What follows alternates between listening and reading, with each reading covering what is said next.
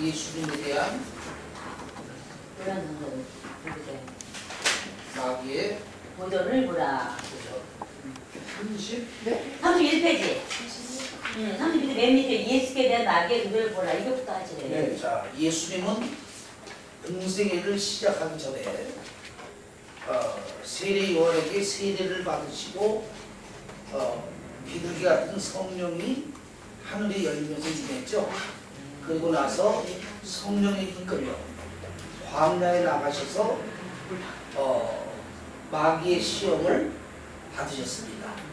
그리고 예수님이 하나님의 아들이신데 마귀의 시험을 받아야 되는 이유에 대해서 설명을 했죠. 네, 왜 마귀에 대해서 예수님이 시험을 당해야 된다고 얘기했죠? 잃어버린 명사들이 예, 있어요. 제일 아담이 네. 사단과 좋기 때문에 예, 제일 아담이 인간의 대표자인 아담인데 그 아담이 사단과의 시험에서 져서 인간의 모든 권리를 사단에게 빼앗겼잖아요. 그러면 예수님은 제2아담으로 이 땅에 오셨죠. 아멘. 제2아담으로 예수님이 오셨으니까 인간을 구원하는 공생애를 열려면 누구와의 시험에서 이겨야 돼요? 사단과 시험에서 마귀와의 시험에서 이겨야 되기 때문에 공생애를 시작하기 전에 마귀와의 시험을 당하신 거죠. 아멘. 그거에 대한 얘기입니다. 읽어주시기 바랍니다. 1. 갓난아이 때 헤롯을 통하여 죽이려 했다. 요셉이 꿈에 아기와 함께 애굽으로 내려가려는 지시를 받고 마리아와 아기와 함께 피신함으로 위기를 모면했다. 예, 사다리는 어찌하든 여자의 후손이신 예수를 죽이려고 혈안되었던 존재가 사다리라는 존재입니다. 그래서 예수님이 이 땅에 태어났을 때는 사다리가 헤롯 왕을 움직여가지고 2살 이하의 아이들을 다 죽였죠. 예. 이것도 사단의 역사라 이 말이에요. 그 다음 2. 성경하에 30대쯤 될 때 거짓 선지자들을 부추겨 비웃고 논쟁하고 시험했다. 권력자를 동원하여 그래도 되지 않자 가룟 유다를 매수하여 십자가 못 박았다. 얼마나 집요한가를 보라. 네, 그러니까 결국 사단이 얼마나 집요하냐면 여자의 후손을 죽이려고 헤롯 왕을 통해서 해도 안 되니까 또 마귀의 시험을 통해서 안 되니까 나중에는 결국 가룟 유다를 움직이고 유대인들을 움직여서 예수를 십자가에 못 박아 죽였으니 결국 사단의 이 집요한 유혹 얼마나 대단하냐 말이에요. 그리고 우리에게도 이러한 사단과의 싸움이 우습게 생각해야 됩니까? 집요하게 생각해야 됩니까? 집요하죠. 그래서 정신 차리고 근신하고 깨어서 기도하라. 너의 대적 마귀가 우는 사자와 같이 삼킬 자를 찾아다니고 있다라는 얘기가 바로 이러한 의미를 얘기하는 거죠. 네. 사단의 집요함을 얘기합니다. 네. 예수께서 물로 포도주를 만드셨다. 네. 1. 예수께서 갈릴리 가나의 혼인잔치집에 제자들과 함께 초청받으셨다. 자, 예수님이 공생애를 시작하면서 제일 먼저 역사하신 기적이 가나의 혼인잔치입니다. 그래서 우리가 사복음서에 나타난 하나님의 기적과 이적 가운데 제일 처음으로 일어난 기적 사건이 바로 가나의 혼인잔치라는 거죠. 거기에 대한 얘기입니다. 예. 2. 혼인집에 포도주가 모자랐다. 사람의 계획은 아무리 치밀해도 완전 구별하지 못하다는 것을 증명해 줍니다. 예. 혼인잔치에 예수님과 제자들이 초대를 받았는데 그 혼인잔치에 포도주가 떨어졌습니다. 여기에서 주는 영적인 교훈은 인간의 계획이 아무리 치밀하고 인간의 계획이 아무리 섬세해도 인간의 계획은 불완전하다는 거예요. 불확실하다는 거예요. 왜? 계획대로 되는 것이 마음대로 되는 것이 아니라는 얘기죠. 이걸 보여주는 거죠. 그 다음에요. 잔치집에 첫째되는 음식인 포도주가 떨어졌다. 부족하게 꼭 있어야 될 것이 모자랐다. 그래서 기쁨이 없었다. 그래서 비난의 대상이 된다. 3. 예수의 어머니가 예수께 포도주를 만들어달라고 부탁했다. 이 집에 포도주가 떨어졌다 하니 4. 예수께서 물로 포도주를 만드셨다. 네. 마리아는 예수께 포도주가 떨어졌다 얘기했습니다. 그럴 때 예수님은 여자여 내 때가 아직 멀었나이다 라고 얘기했을 때 우리는 예수님이 그냥 움직이는 것이 아니라 때를 따라 움직이시는 예수님입니다. 그래서 하나님도 때를 따라 역사하시는 하나님이라 그랬죠. 그래서 하나님의 자녀는 하나님의 역사하시는 때를 기다려서 움직일 수 있는 하나님의 자녀가 돼야지 자기 자신이 먼저 견고망동해서 움직이면 결국 더 힘들고 어려워진다는 거예요. 그래서 우리는 바빠도 토기 잡기가 바빠지 토기가 바쁜 거 아니에요. 그죠? 바빠도 토기 잡기가 바쁘지 토기가 바쁘다고 되는 일이 아니잖아요. 그래서 우리는 하나님이 역사하시는 때를 기다려야 된다.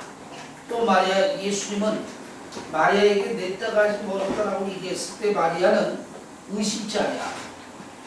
마리아는 의심치 아니하고 주께서 무엇이든지 말하든지 너희는 그대로 하라 그랬죠. 아멘. 이거에 대한 의미는 의심 없는 확실한 믿음이 역사를 일으킨다. 그러니까 하나님의 역사 일어나려면 믿고 구한 줄은 받은 줄 여기라. 의심이 없이 확신을 가져야만 역사가 일어나지 어정쩡하면 역사가 안 일어나요. 그러니까 무슨 말씀을 하시든지 그대로 하라.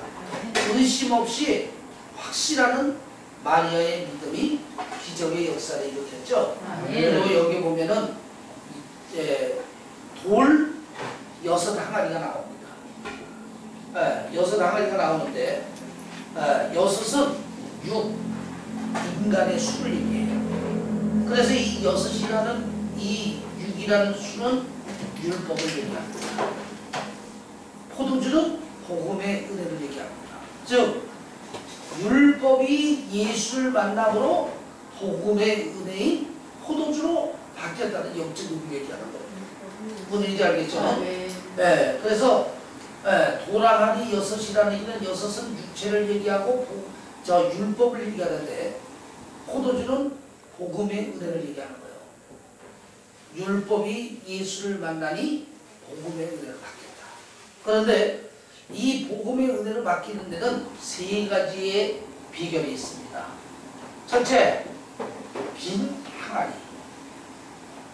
자, 항아리는 비어야지 채워줍니까? 차 있어야지 찹니까? 비워져야 예, 채워집니다. 비어있어야 찹니다. 예수님이 주시는 포도주와 같은 은혜를 받으려면 비울 수 있는 자녀가 채워지는 자녀가 되는 거예요. 그래서 우리가 예수님의 팔복 가운데도 하나가 심령이 가난한 자는 복이 있나니 그랬죠? 심령이 가난하다는 뭐냐면 세상적인 마음, 육체적인 마음, 죄악적인 마음을 비우라 이 말이에요. 비우면 비우는 만큼 예수님의 은혜와 축복이 차고 넘친다 이 말이에요. 그러니까 반드시 비우는 자녀가 채워지는 겁니다. 새 부대는 새 포도주는 새 부대에 담아야지 옛 포도주 옛 부대에다 담으면 터지고 맙니다. 그래서 반드시 포도주와 같은 은혜를 받으려면 자기 자신을 비워야 된다. 두 번째는 물로 채워지는데 물은 영적으로 말씀이죠. 말씀으로 채워져야 포도주 같은 은혜가 나오는데 이 말씀으로 어디까지 채워져야 된다? 아구까지 채워져야 된다. 아구까지라는 얘기는 끝까지 넘치도록 채워져야 된다.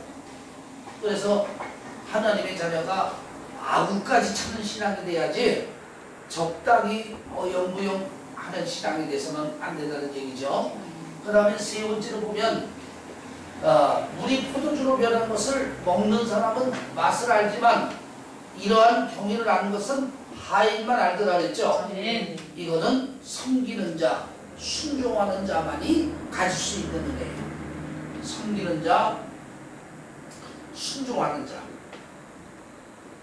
그래서 우리가 포도주의 사건을 통해서 예수님 보여주시는 의미는 바로 뭐냐면 확실한 믿음이 기적을 일으킨다. 그리고 율법이 예수를 만나면 복음의 은혜가 된다.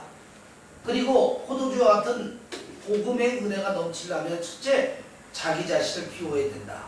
둘째, 악을까지 차는 신앙이 돼야 된다. 셋째로는 하인과 같이 섬기는 자, 순종하는 자가 되어야 한다.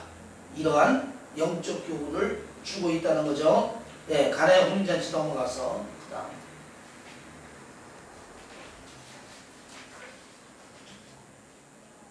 성전을 청결케 하심. 예, 성전을 청결케 하심. 예수님의 두 번째 사건은 성전을 청결케 하심. 읽어주세요.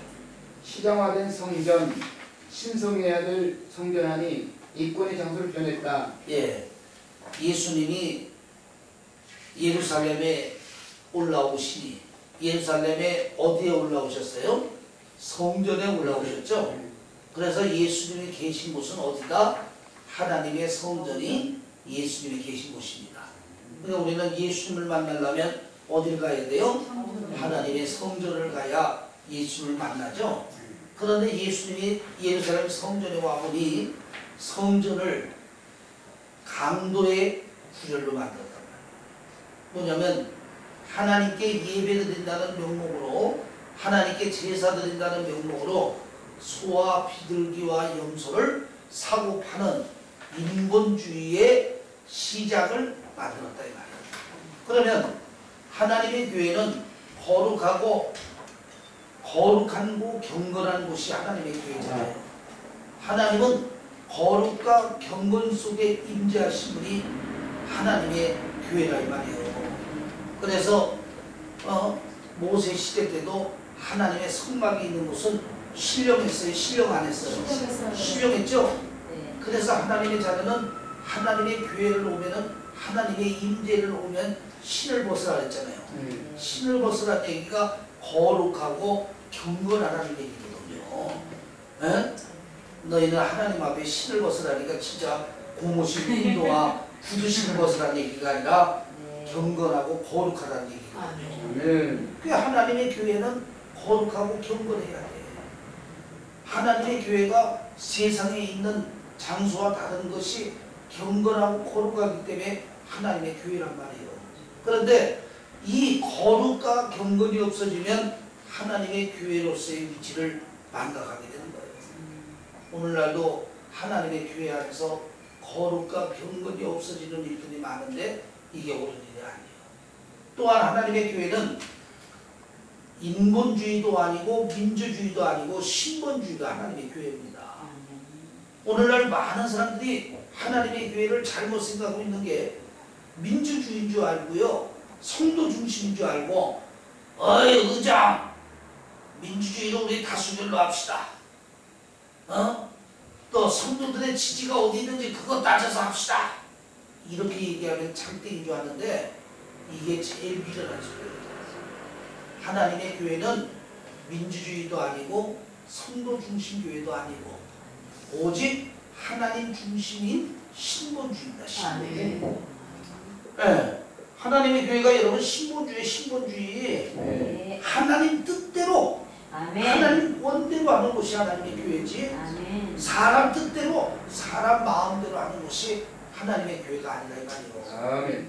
그래서 우리가 그러한 것이 나오는 게 하나님이 모세로 이스라엘을 광야로 오게 하고 12지파의 한 족장씩 뽑아가지고 12명을 가나안 40일 동안을 탐지하러 보냈죠. 네. 40일 동안 탐지하고 온 12 정탐꾼 가운데 10명은 부정적인 보고를 하고 여호수아 갈렙 둘은 긍정적인 보고를 합니다. 그러면 만약에 하나님이 민주주의 하나님이고 성도 중심의 하나님 같으면은 10명의 뜻을 따라야 돼요? 2명의 뜻을 따라야 돼요? 10명. 당연히 10명의 뜻을 따라야죠. 그런데 하나님은 10명의 뜻을 따랐어요. 하나님 뜻에 맞는 2명의 뜻을 따랐어요. 하나님 뜻에 맞는 2명이. 이게 바로 하나님의 교회란 말이에요. 10사람이 반대해도 2사람이 하나님의 뜻대로 움직이면 하나님은 그것을 손들어 주시는 게 하나님입니다. 그래서 여러분 하나님의 교회는 신본주의로 꽉 차 있는 교회가 돼야지 인본주의고 물질주의고 사람주의로 꽉 차 있는 교회가 되면 안 된다 이 말이에요. 그래서 예수님이 그러한 강도의 구절로 만든 예루살렘 성전의 청결 노끈으로 채찍을 맞아서 그들을 다 내어 쫓았어요. 그들을 내어 쫓으면서 예수님 뭐라고 얘기했죠? 거기 보니까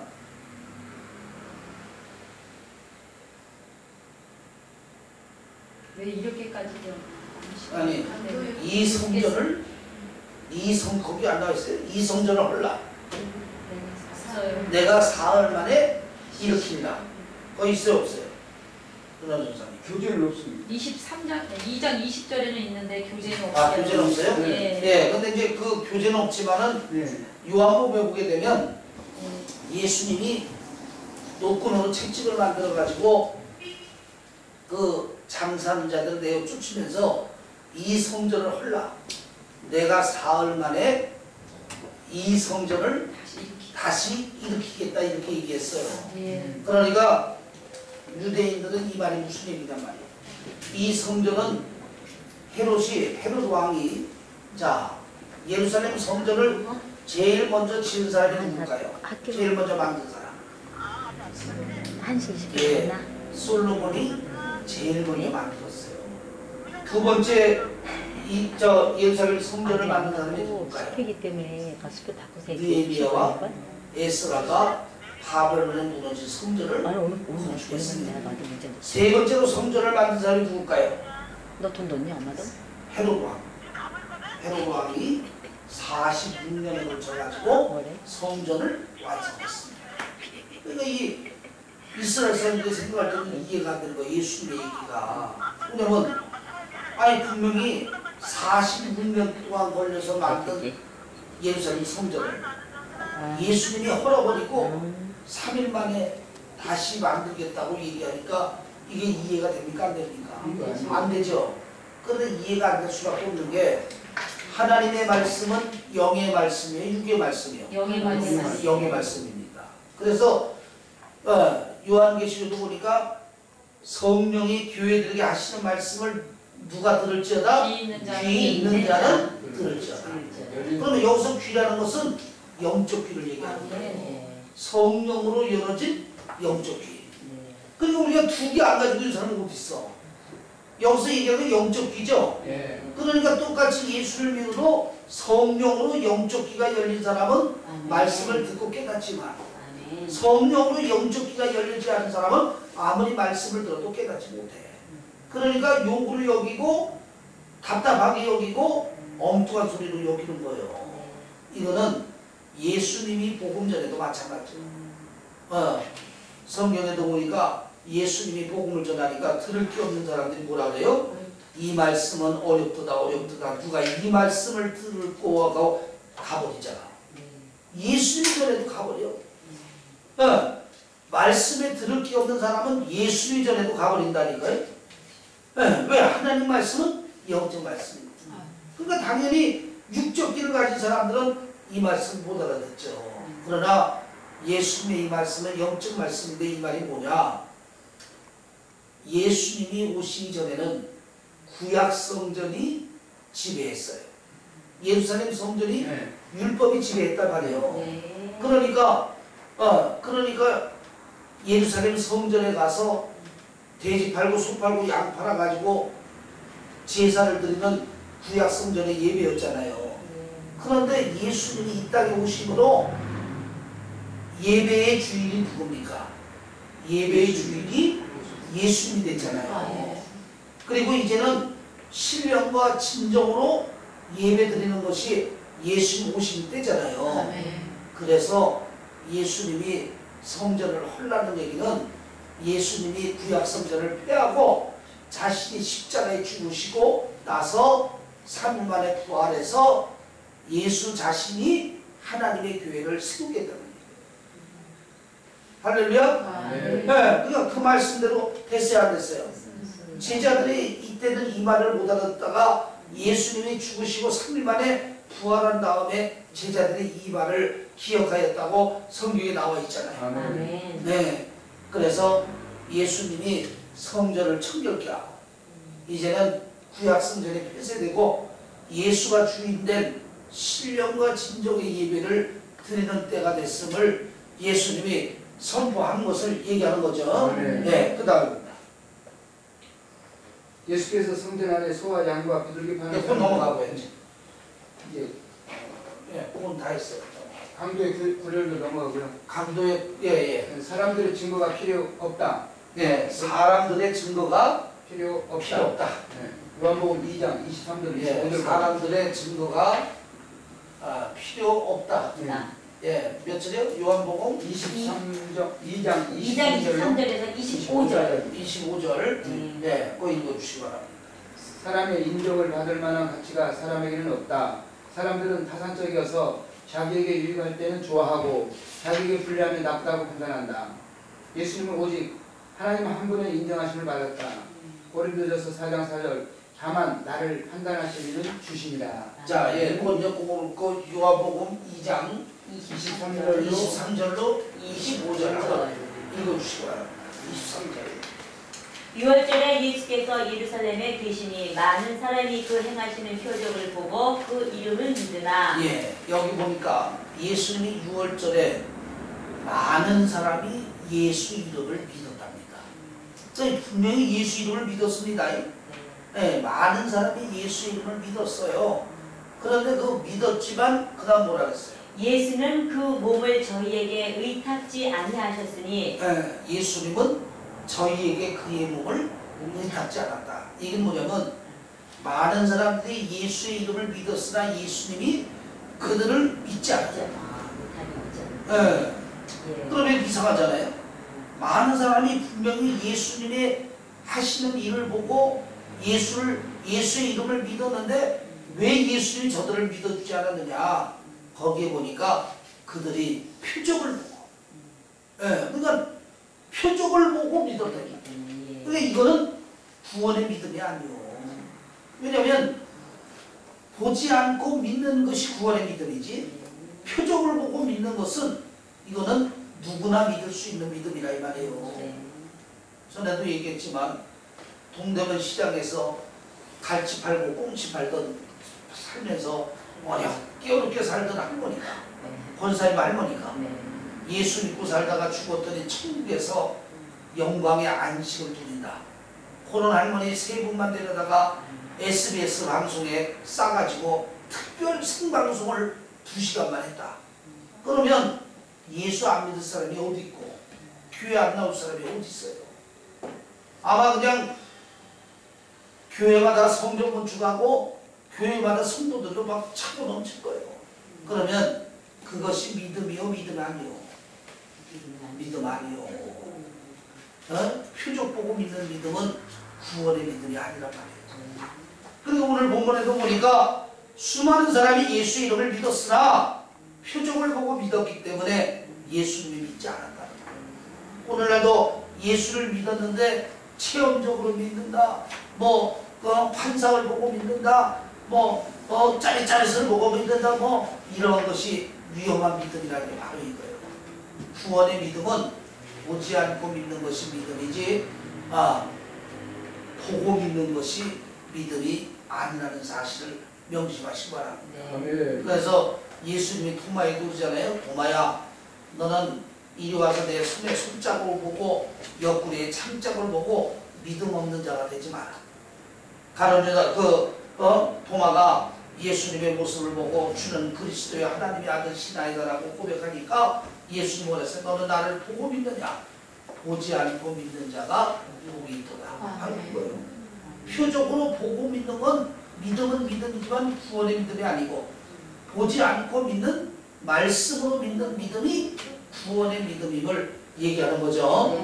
네, 그래서 예수님이 그들이 믿는다고 했지만 그들을 믿지 않았던 이유는 그 다음에 뭐라 그랬어요? 친히 모든 사람을 아시며 또 친히 사람의 속에 있는 것을 아심으로 사람에 대하여 아무의 증거도 받으실 필요가 없음입니다. 예수님이 모두의 마음을 아시고 또 모두의 속을 아셔요. 그래서 우리는 하나님 앞에 벌거벗은 것 같이 드러나지 않은 게 없어요. 하나님 앞에 속이고 감출 수가 없어요.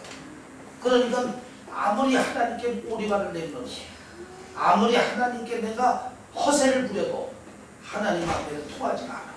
왜냐면 하나님은 우리를 만드신 분이라 우리의 마음과 생각까지도 하나님은 다 알고 계신 분이 하나님이란 말이에요. 그래서 하나님 앞에는 진실, 정직, 이것이 제일 중요해요. 하나님 앞에 뭐 허세를 부리고 감추고 내숭을 떨고 한다고 하나님 앞에 통할 수 있어요? 없어요? 없어요. 없어요. 그래서 하나님 말씀했죠. 하나님은 만원의 여김을 받지 아니하시나니 너희가 무엇으로 심든지 그대로 거두리라. 아멘. 네. 콩 심은 데 콩나고 팥 심은 데 팥나요. 절대 하나님 앞에는 팥 심은 데 콩나고 콩 심은 데 팥나는 일은 없다는 얘기입니다. 아멘. 그래서 우리는 있는 그대로 내 모습 그대로 주님께 보일 수 있는 하나님의 자녀가 되야지 허세나 괜히 오리발이나 이런 쓸데없는 일은 하지 말라는 얘기죠. 네, 그 다음입니다. 니고데모에게 중생의 도리를 가르치시고 예, 그 다음에 중요한 게 뭐냐면 니고데모와 예수님의 대화. 예, 이 사공서 비교를 하면요, 예수님에 대한 그 모든 면이 나오게 되는데 니고데모와 예수님의 그 대화에 대해서 한번 보겠습니다. 3장 1절부터 21절까지입니다. 예, 3장 1절부터 예, 21절까지. 1절에서 21절. 니고데모와의 대화. 바리새인 중에 니고데모라 하는 사람이 있으니 유대인의 관원이라. 그가 밤에 예수께 찾아와서 가로되 랍비여, 우리가 당신은 하나님께로부터 오신 선생인 줄 알아이다. 예, 하나님이 밤에 니고데모라는 율법 대학자입니다. 그러니까 니고데모라는 이 율법 대학자니까 대단한 율법 대학자죠. 그리고 이때 나이가 아마 70이 넘었을 거예요. 그런데 그 니고데모라는 대학자가 밤에 예수님을 찾아왔습니다. 그러면 왜 이 대학자가 밤에 예수님을 찾아왔을까요? 낮에는 사람들의 눈을 피해야 되니까. 따가워서. 그래도 자기가 율법의 대학자인데 일개 범인인 예수를 찾아간다는 것이 다른 사람의 눈을 의식하게 되었단 말이에요.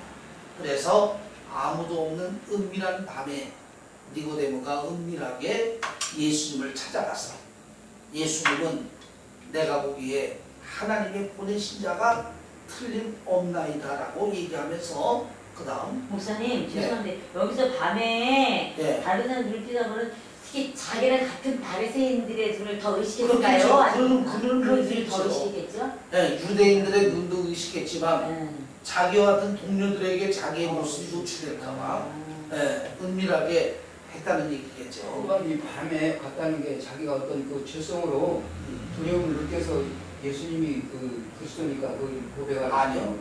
죄성으로 인해 두려움을 느껴서 게 아니라 네. 자기의 권위에 대한 인간적인 생각. 인간적이니까 자기가 이스라엘 랍비인데 랍비가 이 당시 일개 범인이 예수잖아요.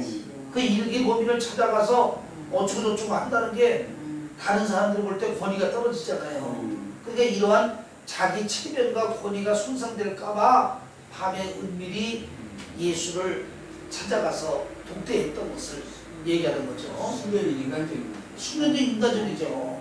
하나님이 함께 하시지 아니하시면 당신이 행하시는 이 표적을 아무나 할 수 없음이다. 네, 하나님이 함께 하시지 않으면 당신의 이런 표적이 어떻게 다 나타나겠느냐.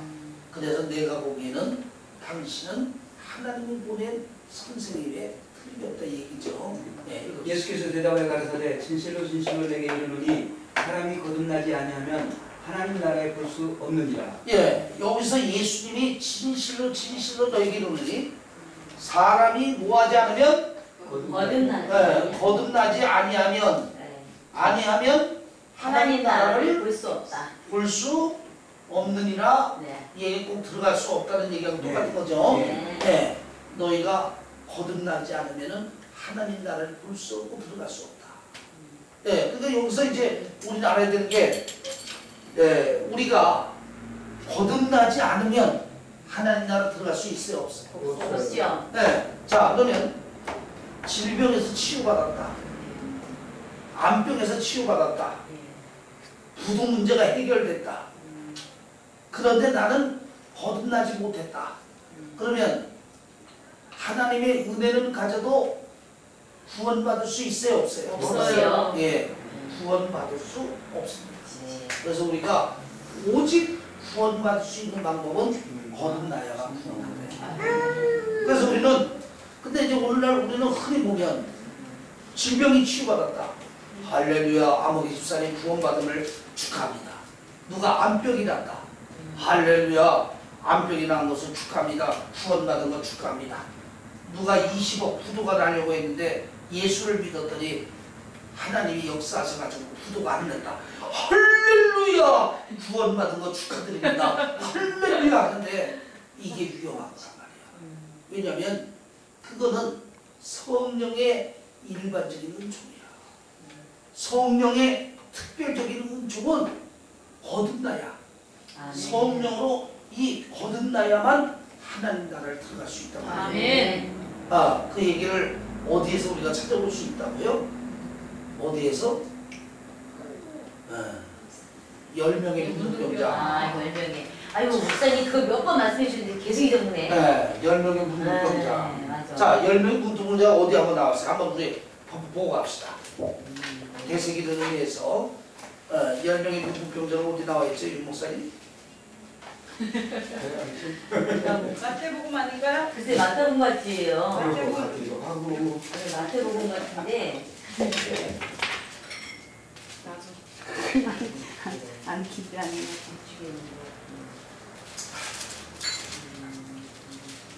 6장은 6장인가?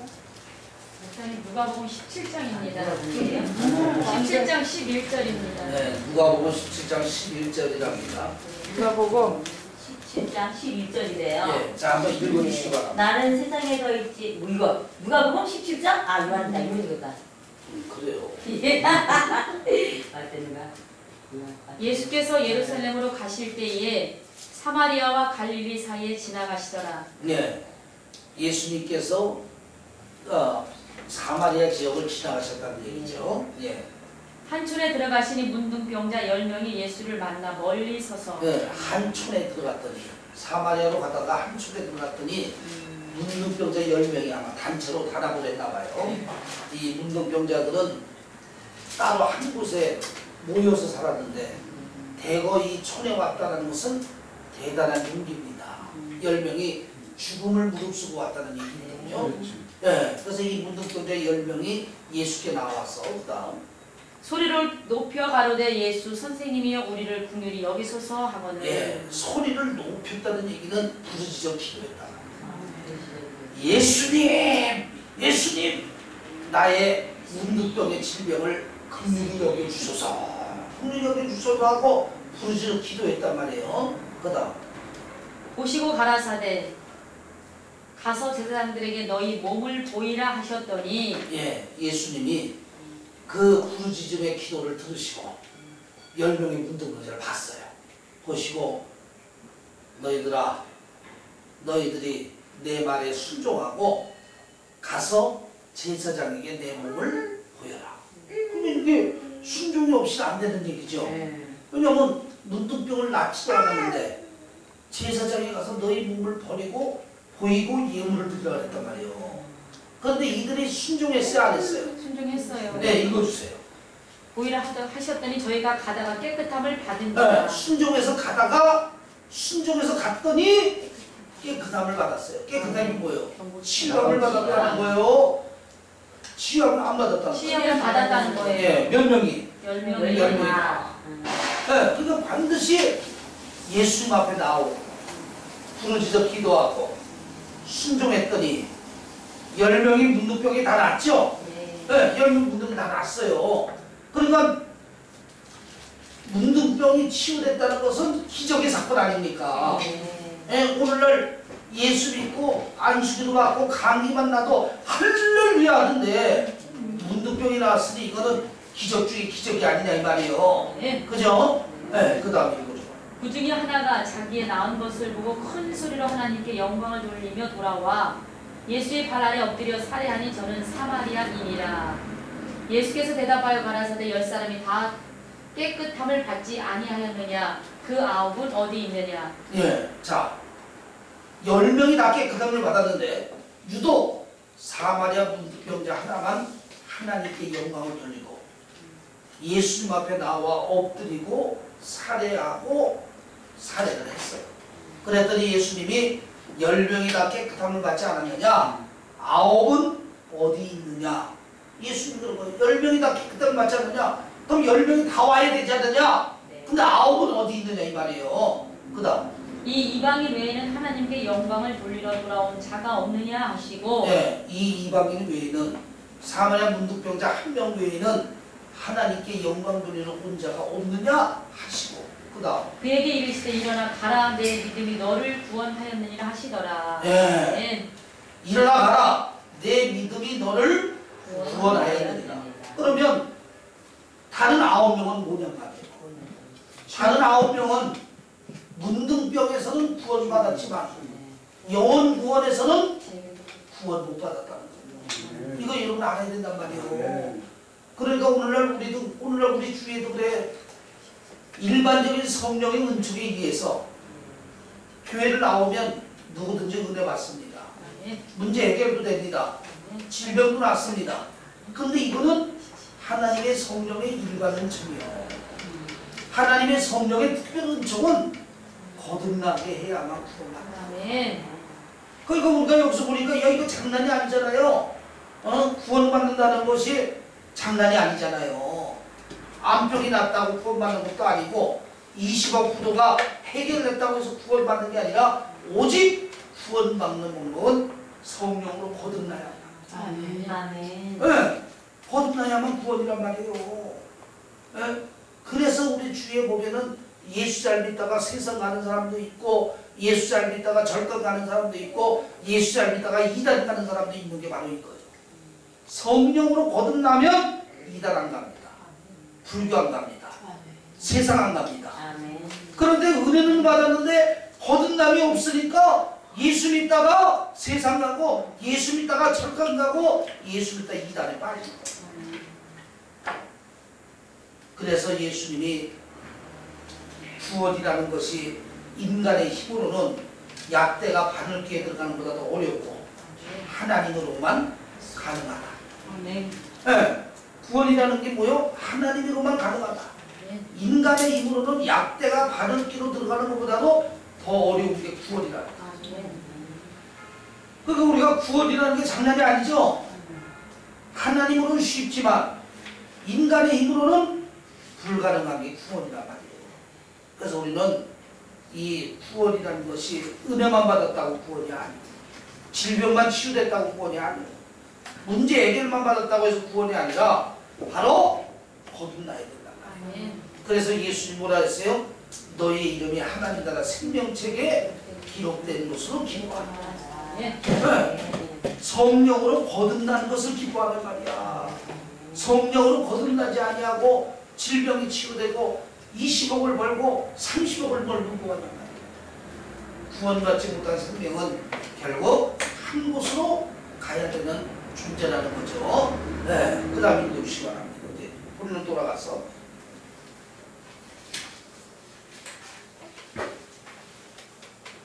1. 영적 분리는 죄인의 육적 마음으로 파악할 수 없기 때문에 낡은 육의 생명을 죽고 다시 새 영의 생명을 부활하는 것이다. 예, 그러니까 육적 생명만 가지고 있는 니고데모는 영적 말씀을 알아들었어요? 못 알아들었어요? 못 알아들었어요. 못 알아들었어요.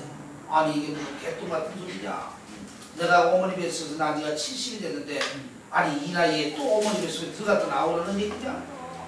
그러니까 이스라엘의 랍비지만 영의 말씀을 못 알아들었어요. 하나님의 말씀은 성령으로만 할 수 있기 때문에 세상 사람들은 이렇게 말씀을 오해한다고요. 그래서 세상에서 박사학위가 세계대기업이 뭐예요? 하나님의 말씀은 성령받아야 해석이 되지. 네, 세상에 지식이 많다고 해서 해석되는 게 아니에요. 그래서 우리가 박사학위 3개를 받아도 성경을 해석을 못하지만 경상도 산골에 남로구 기억자모르는 할머니도 예수를 믿고 성령 받으면 성경을 해석해요 못해요? 해석하죠. 이게 바로 영적인 하나님의 말씀의 능력을 얘기하는 겁니다. 아멘. 그 다음에 니고데모는 알지 못했다. 어찌 이러한 일이 있을 수 있나이까? 하나님의 나라에 들어가기 위해 니고데모입니다. 니고데모 최선의 모든 것을 갖춘 땅에서 난 자의 대표이다. 일 부자이다. 이 종교적으로도 가장 결승적인 바리새인이다. 사내들인 공의회 회원도 유대인 지도자이다. 그는 이스라엘의 선생으로 유대인 학자이다. 그의 개인적인 신앙도 훌륭했다. 그는 예수께 나왔다. 그는 예수를 위대한 선생으로 인정했다. 그는 예수를 하나님으로부터 오신 분을 인정했다. 그는 예수가 행하시는 모든 표적이 하나님이 함께 하시는 것을 믿었다. 그럼에도 불구하고 천국에 들어가지 못한다. 3. 중생의 뜻. 새로 난다는 뜻을 가진 동시에 위에서 난다는 의미이다. 예, 그래서 거듭난다는 얘기 바로 뭐냐면 새로 태어난다. 거듭난다는 뭐냐면 새로 태어난다라는 뜻을 가진 게 거듭나다는 거죠. 그러니까 죄로 인해 죽은 영적 생명은 다시 성령으로 새로 태어나지 않으면 구원받을 수 없다 이 말이 뭔 얘기인지 알죠? 죄로 인하여 영적 생명이 죽은 인간은 성령으로 죽은 영적 생명이 다시 살아나지 않으면 구원받을 수 없음을 얘기하는 거죠. 그러니까 니고데모를 보세요. 니고데모는 율법의 대학자고, 잘 들어보세요. 율법의 대학자고 율법에 능통하죠. 예수님 앞에 나와왔죠. 예수님을 하나님의 아들로 믿었죠. 그럼에도 불구하고 천국 못 들어갔단 말이에요. 못 들어간단 말이에요. 지금 얘기가. 이 얘기가 그 얘기요. 그러니까 육적으로 보면 니고데모는 하나님의 자녀 같잖아요. 왜? 율법에 대해 학자예요. 또 예수님 앞에 나와왔잖아요. 또 예수님이 하나님의 아들임도 믿었잖아요. 예수님이 행하신 일도 하나님의 일이라고 믿었잖아요. 그런데도 예수님 얘기가 너는 거듭나지 않아서 천국 못 들어간다. 이 말이에요 이게. 그러니까 왜 그러면은 니고데모가 믿었는데도 왜 못 들어가느냐? 성령으로 거듭나지 않겠어. 바로 이거 얘기하는 거예요. 오늘날도 이런 육적 신앙이 얼마나 많아. 그러나 성령으로 거듭나지 못해서 은혜를 받아도 하나님 나라는 들어갈 수 없음을 보여주는 단면이라 이 말이에요. 그러면은 택한 백성이 아닐 수가 있다는 건가요? 그러니까 택한 백성은 성령으로 거듭난 자녀가 택한 백성이니까 성령으로 거듭나야만 택한 백성이겠죠. 그러나 니고데모는 구원받았습니다. 나중에 아리마대 요셉과 함께 예수의 시체를 장사 지낼 정도면 그 이후에 예수 믿고 거듭나서 구원받은 생명이라고 볼 수가 있죠. 지금 여기는 그 단계적으로 올 때 지금 이 단계에서는 구원 못 받았다 이 말이에요. 그 다음 3. 중생의 뜻. 새로 태어난다는 뜻을 가지는 동시에 위에서 난다는 의미이다. 전혀 다른 세계로 던져진다는 의미이다. 예, 위에서 난다, 전혀 다른 세계로 던져진다는 의미라는 거예요. 거듭나야 된다는 의미는 위에서 난다. 그리고 전혀 다른 세계에 던져진다는 의미를 가지고 있다는 거죠. 네. 그 다음 머리 위에 것만 생각해야 된다. 가슴 미움과 증오는 버리고 오직 사랑만 해야 한다. 사지 썩어질 육신의 일을 버리고 하나님의 일만 해야 한다. 4. 중생의 방법. 물로 거듭나야 한다. 깨끗이 한다는 것의 상징. 자, 물과 성령으로 거듭나야 된다 그랬죠? 거듭남. 이 물이라는 것은 죄 씻음을 의미하죠. 죄 씻어져야 된다 이 말이에요. 뭘로? 물이라니까 수돗물, 정수빈물, 약수물 얘기하는 게 아니라 말씀. 하나님의 말씀으로 죄를 씻어 성령으로 거듭내야만 구원이다. 할렐루야? 아멘. 네, 이게 구원이란 말이에요. 하나님의 말씀으로 죄를 씻어 성령으로 거듭나야만 구원이란 말이에요. 아멘. 거기 그 에베소 뭐 나와 있죠? 네. 네. 이것도 5장 26절. 네, 에베소 5장 26절.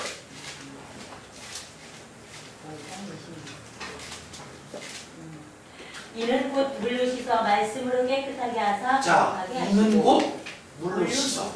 네, 말씀으로 물이라는 게 죄 씻음을 의미하는 거죠. 네. 그 다음에 말씀으로 씻어. 네. 이게 바로 뭐예요? 말씀으로 죄를 씻어버리는 게 답이에요. 그러니까 말씀으로 죄를 씻어서 그 다음에 깨끗하게 하사 예. 거룩하게 하시고 거룩하게 뭐예요? 성령으로 거룩하게 하시고. 그러니까 물로 씻어 말씀으로 깨끗해 하고 성령으로 거룩하게 하시고. 그러니까 반드시 하나님의 자녀는 말씀으로 죄를 씻고 성령으로 거듭나야만 구원의 생명인 걸 얘기하는 거죠. 아멘. 그 다음에 성령으로 거듭나야 한다. 그 9가지 능력의 상징, 성령의 요소는 능력과 생명이기 때문에 인간적인 제한을 초월한다. 거듭나는 것은 교육이나 발전의 문제가 아니고 출생의 문제이다. 예. 그러므로 거듭나는 것은 출생이다. 즉시 출생. 그 다음 육으로 난 것은 육이요, 성령으로 난 것은 영이니. 예, 그러니까 육으로 난 것은 육이요, 세상으로 난 것은 세상이고 성령으로 난 것은 성령입니다. 그러니까 똑같은 인간이라도 육적 인간과 육적으로 된 인간은 전혀 근본이 다르다 이 말이에요. 그러니까 세상 사람들은 육적 생명만 가지고 살고 우리는 성령으로 거듭났기 때문에 육과 영적 생명을 함께 가지고 사는 게 하나님의 자녀다라는 거죠. 아멘. 네, 그 다음 사업, 공부, 자녀, 교육, 사회정치, 경제활동 등이 영의 사람에게는 하늘의 일이요 육의 사람에게는 땅의 일이다. 일이 중요한 것이 아니라 사람이 문제이다. 5. 중생의 결과 성자와 동등하게 되어 하나님의 자녀가 된다. 예, 중생을 하게 되면 예수님의 동등이라는 게 뭐냐면 예수님이 가졌던 자녀의 지위를 받게 된다 말이에요. 양자의 영을 통해 하나님의 아들이라는 양자로서의 권위를 받게 된다. 성령으로 중생하게 되면 그 다음 하나님의 사랑의 대상이 된다. 이제 하나님의 진노에서 하나님의 사랑의 대상이 되는 거예요. 그 다음 성령의 인도하심의 대상이 된다. 예, 성령으로 중생하기 전에는 세상과 마귀의 인도를 받았는데 성령으로 중생하고 나면 이제는 성령의 인도를 받는 하나님의 자녀가 됩니다. 아멘. 그 다음 인생 모든 관계가 화평으로 바뀌어진다. 아멘. 예, 인생의 모든 관계가 이제 화평으로 바뀌어집니다. 예수 믿기 전엔 진노의 자식인데 예수를 믿고 구원받음으로 이제 하나님과의 화평, 사람과의 화평의 관계를 유지하게 된다는 거죠. 네. 그 다음입니다.